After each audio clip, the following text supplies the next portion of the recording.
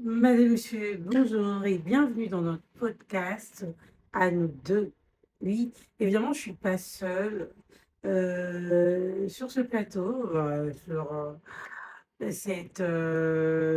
voilà, j'ai un homme invisible qui est mon mari, qui est juste à côté, qui me soutient, qui m'encourage, et voilà, qui est surtout, je le répète, a peur, pas a peur, hein, je sais un peu exagéré, de dire qu'il a peur de la caméra, mais c'est pas un homme familier à la caméra, à la vidéo.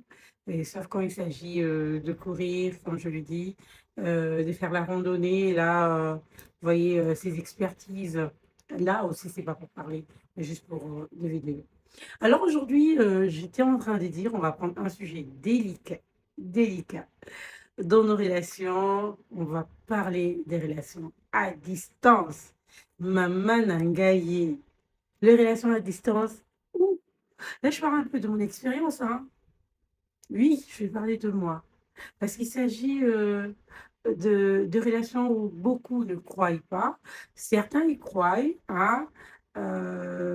Beaucoup ont complètement perdu la foi, l'espoir à cause de ces relations qui, pour certains, n'aboutissent pas. Évidemment, il faut avoir le cardio. Hum, euh, de- euh, des relations à distance pour le vivre, il faut avoir le cardio. Pourquoi je parle de cardio? Parce que il faut savoir, il faut mettre dans sa tête qu'on vit avec un manque constant. Donc, la personne n'est pas là. La personne est là sans être là. Est-ce que quelqu'un comprend? La personne est là. Je peux l'avoir au téléphone, mais physiquement, je n'ai pas cette présence physique. Non, je n'ai pas cette présence physique. Et pour ceux-là, les relations à distance, ce n'est pas pour ceux qui ont l'habitude de jongler, hein. Ce n'est pas pour vous. Hein? Si, ça peut aussi devenir pour vous. Si vous n'êtes pas quelqu'un qui est discipliné, futé, patient, persévérant, compréhensif, alors cette vidéo, tu peux la zapper, hein. Elle n'est pas faite pour toi. Si tu es quelqu'un qui croit en toi, d'abord, qui croit en l'amour dans toutes ses formes, je veux dire, ben, je prends le risque. Parce que d'ailleurs, que ce soit de relations à distance ou pas à distance, les relations en soi, ce sont de risques que nous prenons au quotidien. Alors, les relations à distance, c'est pas que. Hein, les relations à distance respectent certaines normes. J'ai envie de l'appeler norme parce que, de par mon expérience, je voudrais bien, j'aurais bien voulu, ou ben, bien évidemment, je vais partager avec vous quelques éléments essentiels pour tenir une relation à distance. Ah, ça, ce n'est que l'intro, c'est la partie 1. J'ai sélectionné trois éléments. Est-ce que je dois parler d'éléments? Voilà. Trois,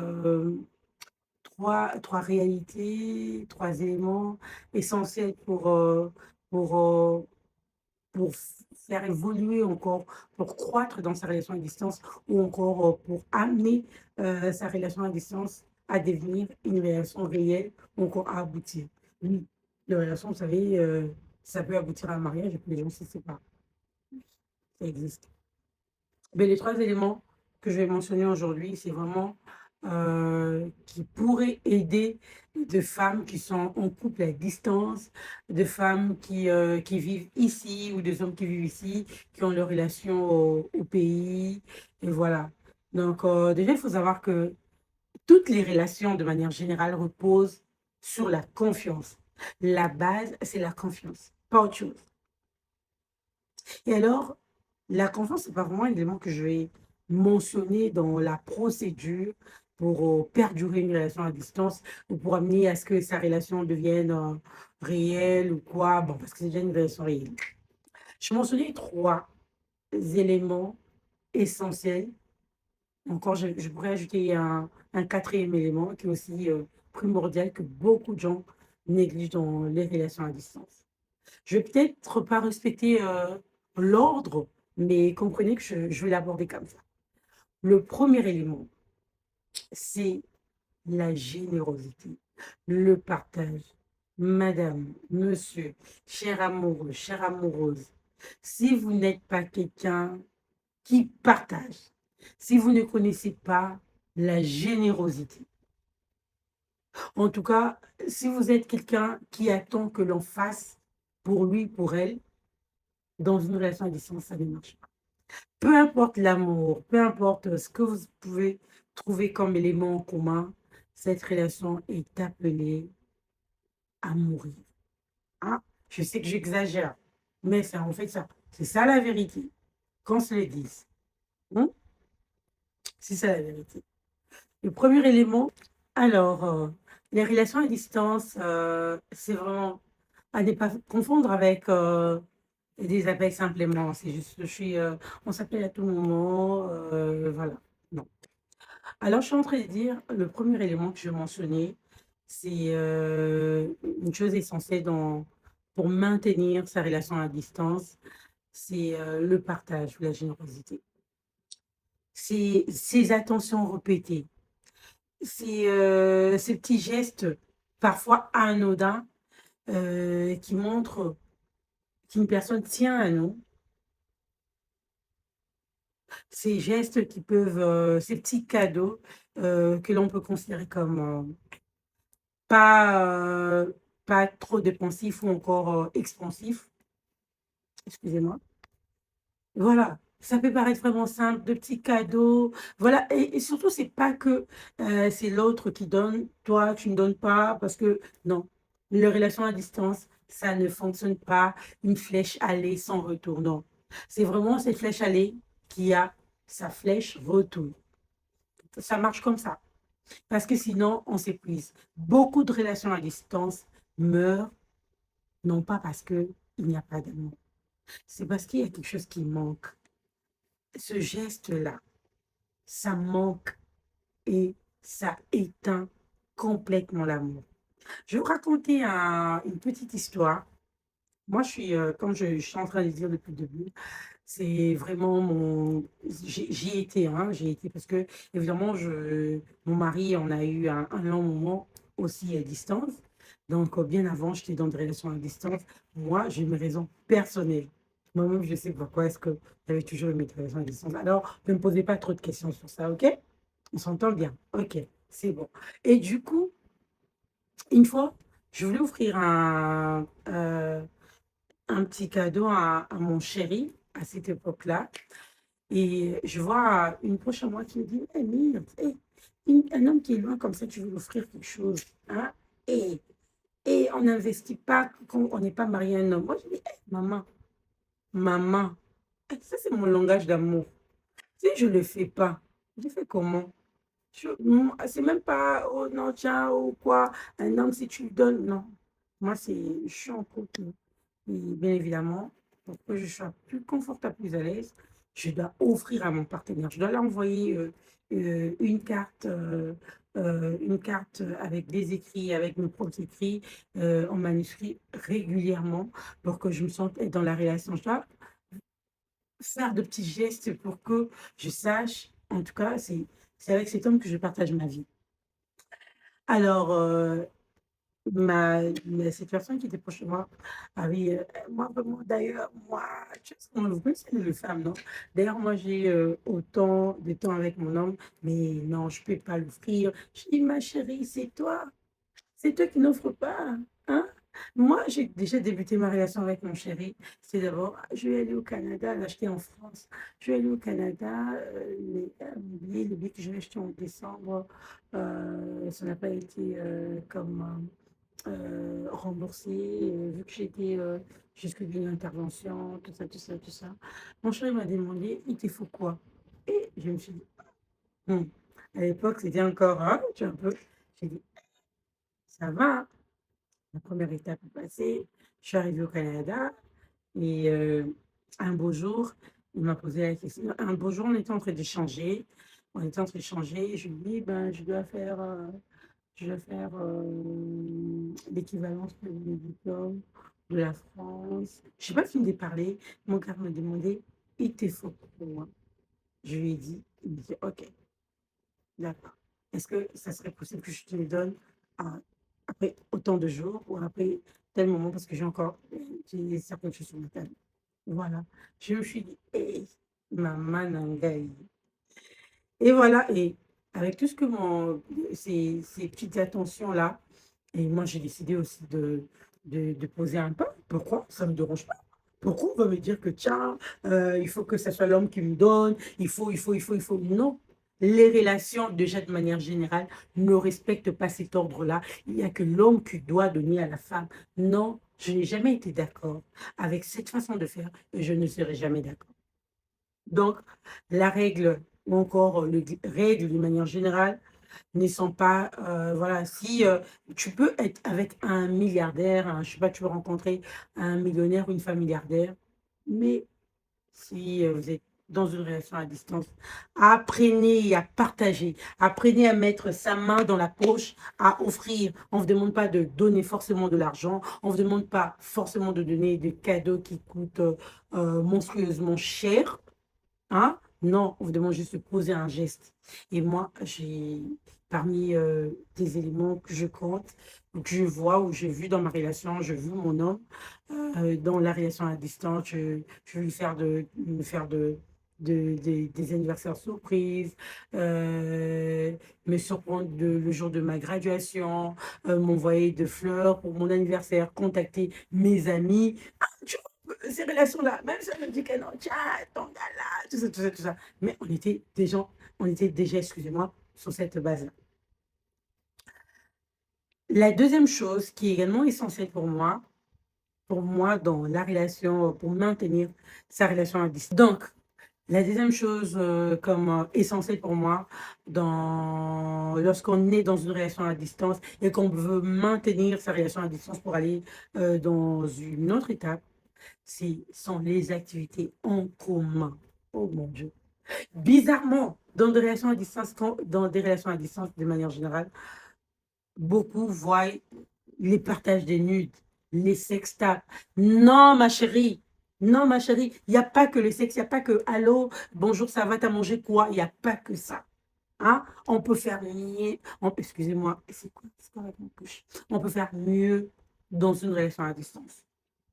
Je n'ai pas dit que le sexe, c'est pas bon. D'ailleurs, moi, je ne vous conseillerais pas. Hein. Je ne vous conseillerais pas. Voilà. Donc, bref, mais ça dépend. Ça dépend de la conviction de chacun. Mais si ça dépend de moi, je parle de ce que je maîtrise avec ma petite expérience. Alors, je vous dis, les activités en commun, ce n'est pas que les appels. Tu es où? Tu as mangé quoi? Est-ce que tu as mangé le pondou, le foufou? Tu es parti à l'école, tu es rentré, tu dors. C'est pas que ça. Des activités en commun. Moi, s'il y a des choses qui m'ont aidé à maintenir ma relation à distance, c'était évidemment des activités en commun. Chez mon mari, c'est un homme qui aime la course à pied. Donc, du coup, il avait comme des applications. J'ai eu à utiliser, à partager les mêmes applications que lui.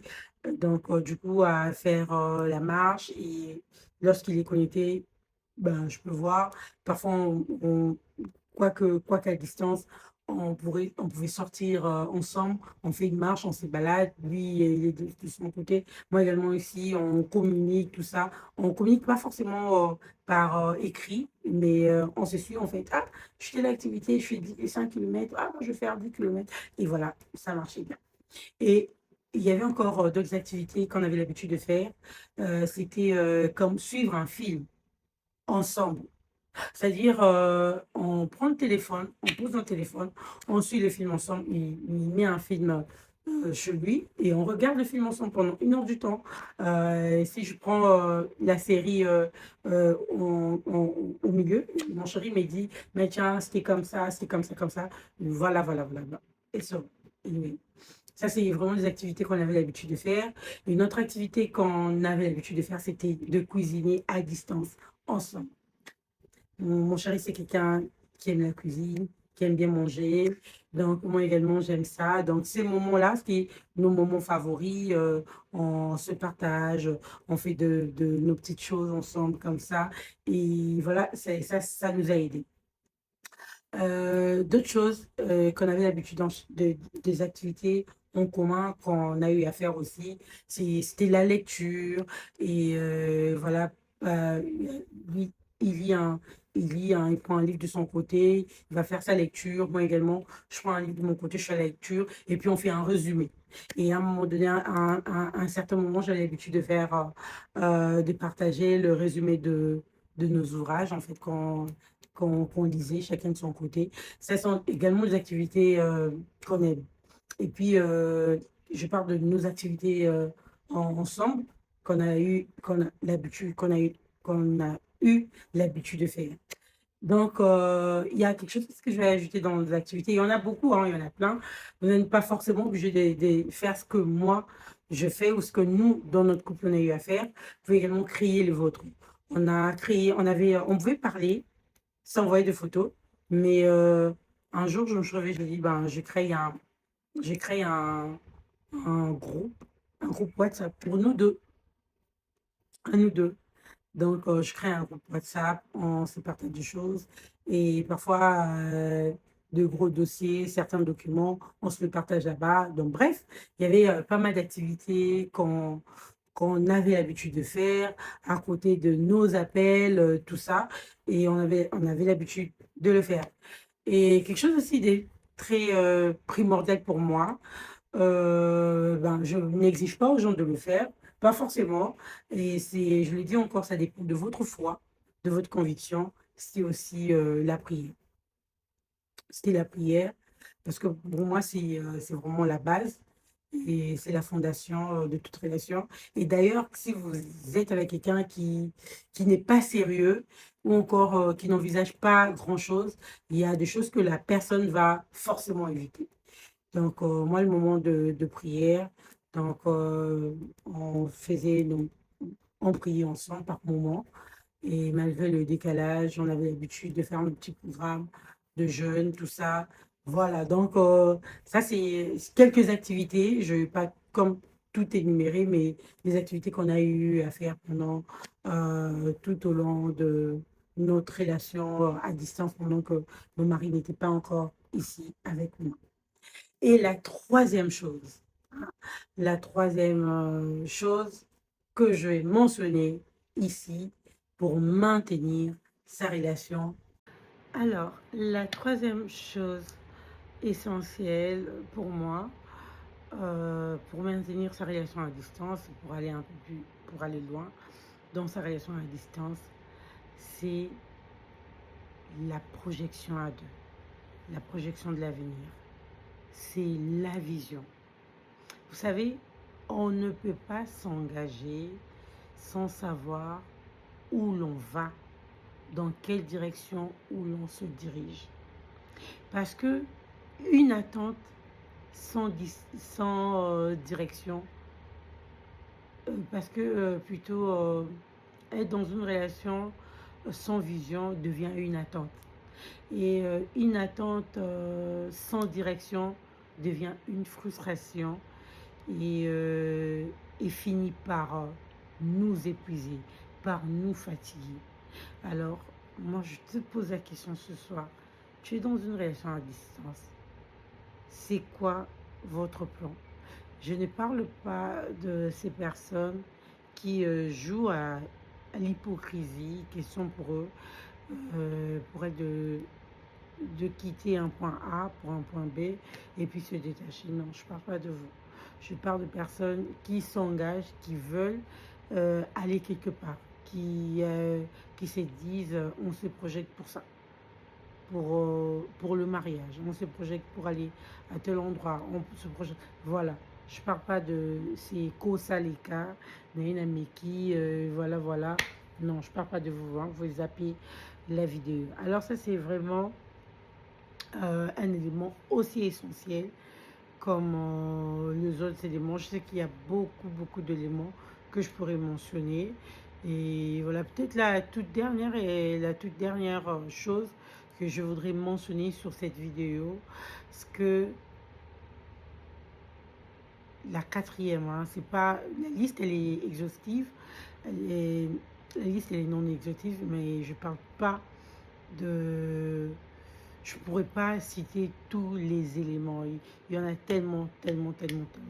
Vous pouvez même ajouter dans le commentaire. C'est le compromis. Oh my God. Le compromis. Beaucoup veulent être en relation. Là, c'est même pas la relation à distance, hein, mais beaucoup de manière générale veulent être dans des relations, mais ne sont pas prêts à faire de compromis. Ma chérie, mon frère, ma soeur, on ne te demande pas d'être oublié, on ne te demande pas d'accepter l'inacceptable, mais les relations à distance ou les relations de manière générale, il doit y avoir de compromis. Parce que dans une relation à distance, tout ne sera jamais parfait. D'ailleurs, même pas la relation à distance, vous le savez, même dans nos amitiés au quotidien, tout n'est jamais parfait. Et pareil pour les relations à distance, il y aura les horaires, le disponibilité, le frustration. Il faudrait s'adapter. Il faut faire passer le nous avant le moi. Ça, c'est ce qui bloque dans beaucoup, beaucoup, beaucoup de nos relations. Hein, les relations de 21e siècle. Parce que aimer, ce n'est pas seulement recevoir. C'est aussi être prêt à dire, ça, j'aime, mais ça va blesser l'autre. Ça va nous mettre dans une position de manque de confiance. Ça, je cède. Je ne cède pas pour m'oublier. Je ne cède pas pour me perdre. Je reste dans ma relation. Je me choisis. Mais j'accepte de faire de compromis pour faire avancer ma relation. Si tu es quelqu'un, tu n'aimes pas être contrôlé. Tu n'aimes pas dire où tu es. Tu n'aimes pas... Contrôler, c'est quand même péjoratif dans ce cadre-là. C'est-à-dire, ce que je voudrais dire par là, c'est donner sa position, donner son programme de la journée. Si tu n'es pas très, très à l'aise, tu n'es pas prêt ou prête à vivre dans la relation à distance. Parce que tu vas te réveiller un matin, tu as un programme. L'autre doit au moins savoir, ah, c'est quoi ton programme? Tu te réveilles par un matin, voilà, l'autre t'appelle et tu es censé être à la maison, au travail. On t'appelle ou non, je suis à Toronto, je suis allée suivre le match.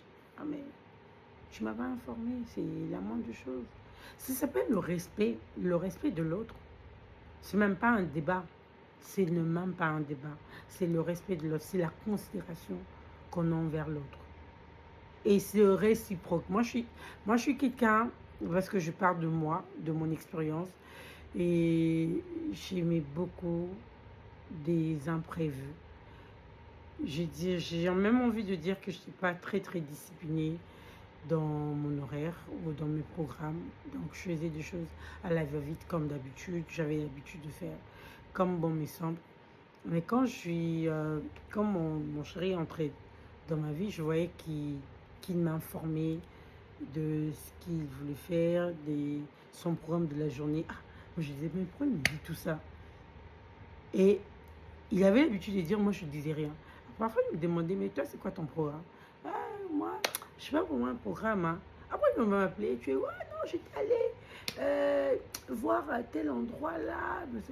Ah, ok, ok. Ah, moi je pensais que tu n'avais pas de programme. Ah, je commençais à dire, tiens, je ne dis pas que quand quelqu'un vous partage son programme ou ses horaires, c'est que c'est une personne parfaite. Non, c'est pas ce que je dis. Mais je parle juste en termes de compromis pour mettre l'autre à l'aise. Parce que même la confiance, on ne l'a pas du jour au lendemain. Donc, et même la confiance n'exclut pas le contrôle.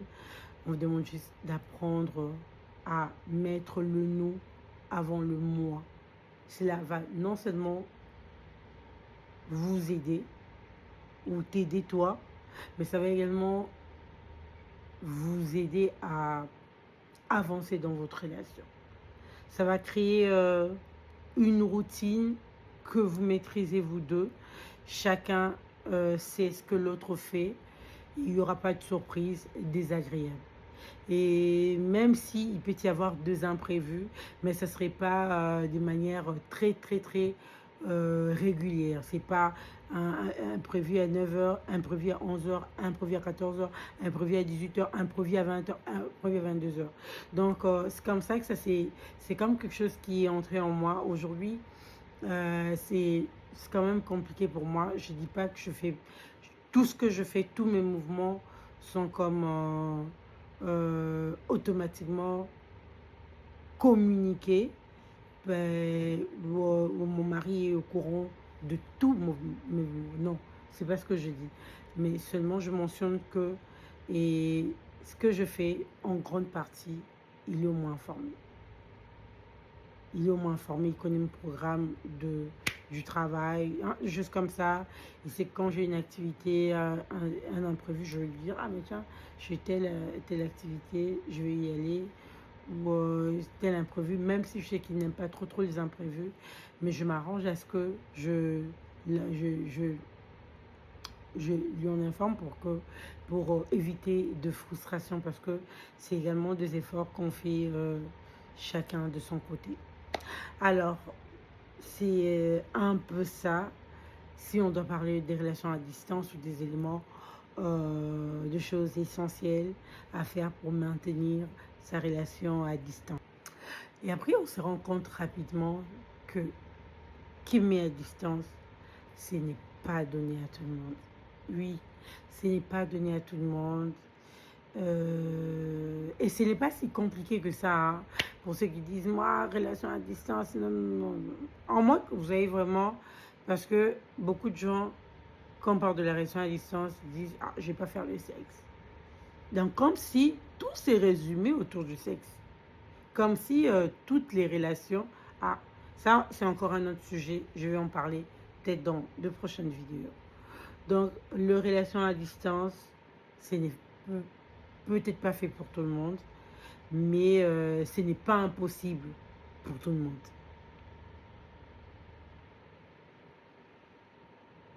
Ah, ce n'est pas impossible. Mais quand c'est sincère, ça demande de donner, de partager, de construire, de faire de compromis. Car une relation ne se construit pas de soi-même. Non. C'est deux êtres qui choisissent de construire, de bâtir leur relation. À nous deux. À très bientôt.